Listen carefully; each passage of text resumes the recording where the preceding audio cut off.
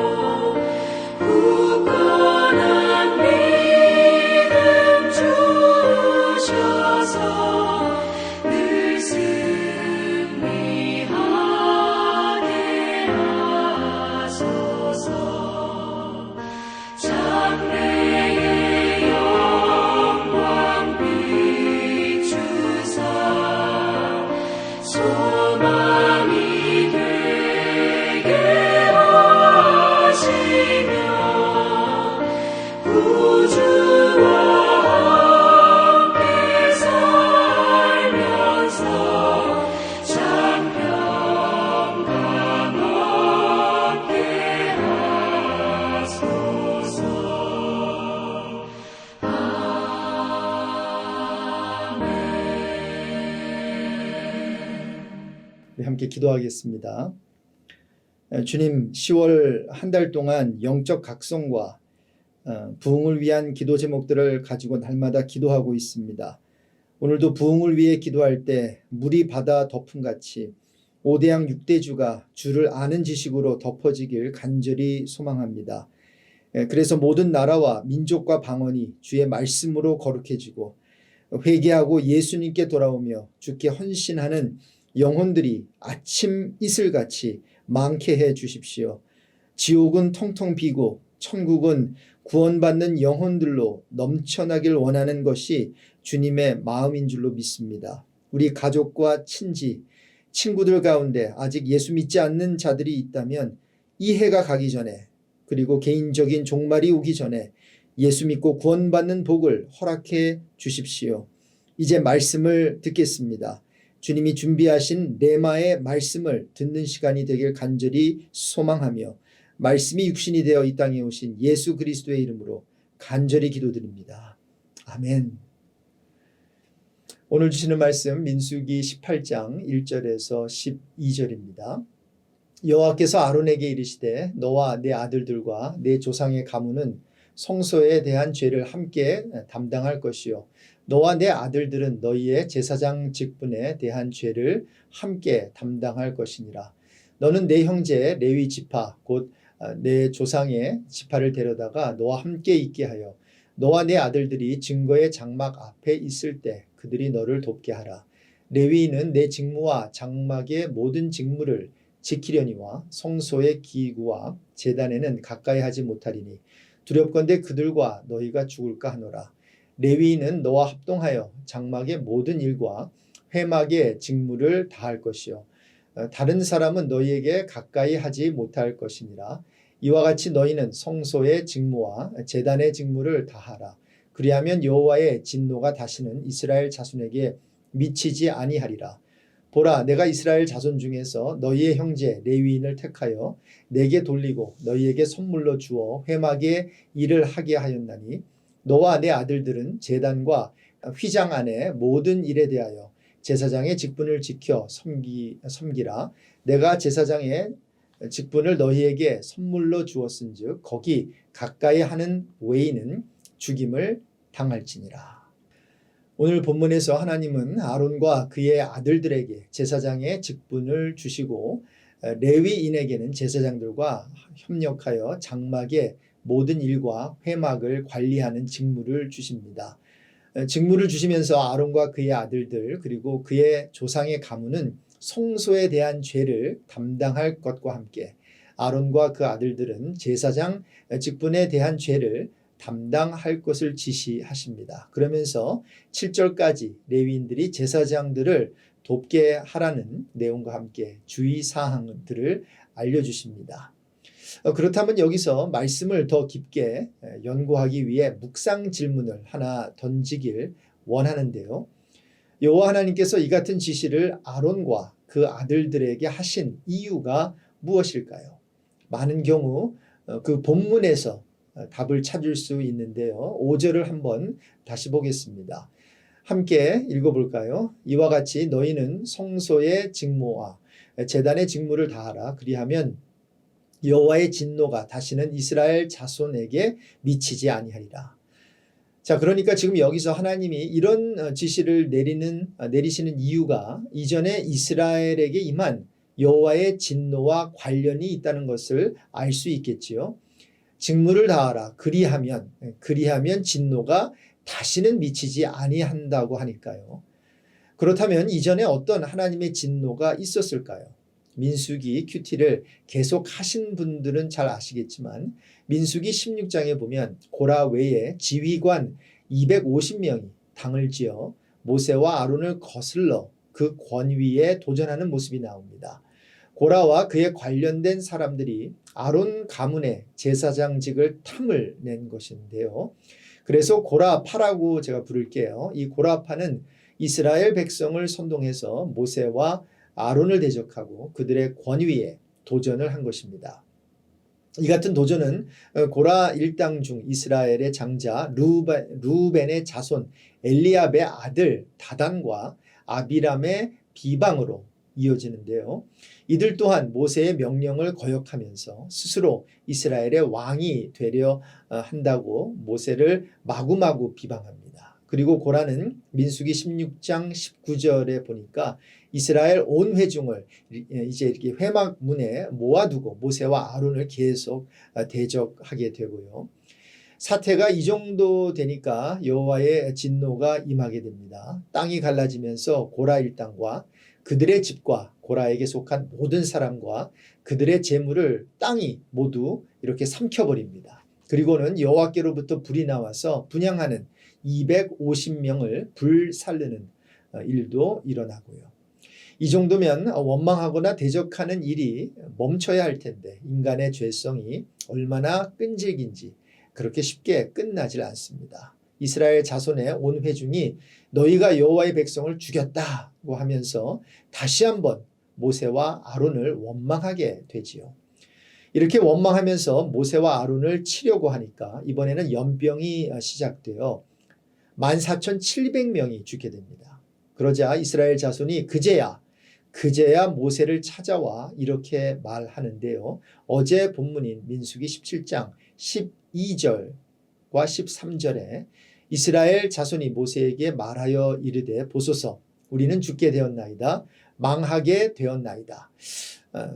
다 망하게 되었나이다. 가까이 나아가는 자, 곧 여호와의 성막에 가까이 나아가는 자마다 다 죽사오니 우리가 다 망하여야 하리이까. 자, 이런 배경 가운데 말씀을 주신 것이 오늘 본문인데요. 5절을 다시 읽어보겠습니다. 이와 같이 너희는 성소의 직무와 제단의 직무를 다하라. 그리하면 여호와의 진노가 다시는 이스라엘 자손에게 미치지 아니하리라고 하신 거예요. 그러니까 지금 하나님은 이스라엘 백성들로 하여금 다시금 고라 일당처럼 하나님께서 세우신 권위에 도전하는 일이 없도록 무엇인가를 가르치고 계신 것을 우리는 알 수 있겠지요. 동시에 제사장과 레위인들에게는 자신들이 하나님의 일을 위해 세움받아 하는 일이 얼마나 중요한 것임을 깨닫게 하고 계신 것입니다. 그런데 여러분 오해하지 마십시오. 연병으로 14,700명이 죽게 되고 여호와의 불로 250명을 불사르고 땅을 갈라 고라 일당을 삼켜버렸다고 하나님을 이스라엘 백성이 죽는 것을 기쁘게 여기는 분으로 오해하면 안 된다는 것입니다. 그 반대입니다. 3절에도 보면 레위인은 내 직무와 장막의 모든 직무를 지키려니와 성소의 기구와 제단에는 가까이 하지 못하리니 함께 읽겠습니다. 두렵건대 그들과 너희가 죽을까 하노라. 보십시오. 아론과 그 아들들 외에는 레위인이라 할지라도 성소의 기구와 제단에 가까이 못 오게 하신 이유는 그들을 차별해서가 아니라 오히려 구별해서 죽지 않게 하시려는 의도가 있었던 것을 우린 알 수 있습니다. 7절에도 보면요. 너와 내 아들들은 아론을 가리키는 것인데요. 제단과 휘장 안의 모든 일에 대하여 제사장의 직분을 지켜 섬기라. 내가 제사장의 직분을 너희에게 선물로 주었은즉 거기 가까이 하는 외인은 죽임을 당할지니라. 여기서도 외인을 가까이 하지 못하게 하신 이유는 차별하기 위해서가 아니라 외부인들이 죽을까 봐 걱정하고 계신 거예요. 하나님이. 그래서 오늘 내용을 정리해 보면 나머지 12지파 사람들은 레위인 외에는 회막, 그러니까 장막에서 봉사할 수 없었고요. 레위인이라 할지라도 제사장이 아니면 성소에서 봉사할 수 없었습니다. 현대인의 관점에서 보면 감과 출신에 따른 차별로 보입니다. 하지만 거룩하신 하나님 앞에 감히 설 수 없는 인간의 실존을 우리가 이해한다면 레위인과 제사장의 존재는 이스라엘 백성에게 놀라운 선물이 아닐 수 없습니다. 거룩하신 하나님을 감히 모시면서 동시에 하나님께 부주의하게 접근하여 재앙을 당하는 일을 예방하는 방법이기 때문입니다. 다시 말씀드리지만 7절 말씀 너와 내 아들들은 제단과 휘장 안의 모든 일에 대하여 제사장의 직분을 지켜 섬기라. 내가 제사장의 직분을 너희에게 선물로 주었은즉 거기 가까이 하는 외인은 죽임을 당할지니라. 이것은 고라 일당의 반역 사건과 관련해서 아론의 대제사장직을 하나님께서 보장해 주신 말씀입니다. 그렇습니다. 구약시대에는 아무나 성소에 들어가 하나님께 제사를 드릴 수 없었습니다. 그것은 오직 하나님께서 택하신 아론 가문의 제사장들만 할 수 있었지요. 여러분 기억합시다. 하나님의 일은 아무나 할 수 있는 것이 아닙니다. 하나님의 일은 세상 일과는 다르기 때문이지요. 하나님의 일은 하나님께서 그 일에 적합하다고 인정하시고 부르신 사람들만 참여할 수 있습니다. 그런데 오해하지 마십시오. 7절에 여호와께서 내가 제사장의 직분을 너희에게 선물로 주었다고 정확하게 말씀하고 계십니다. 무슨 말일까요? 아론 가문의 제사장 직분은 전적으로 하나님께서 은혜로 주신 선물이라는 것입니다. 그들의 공로로 받은 것이 아니라는 거예요.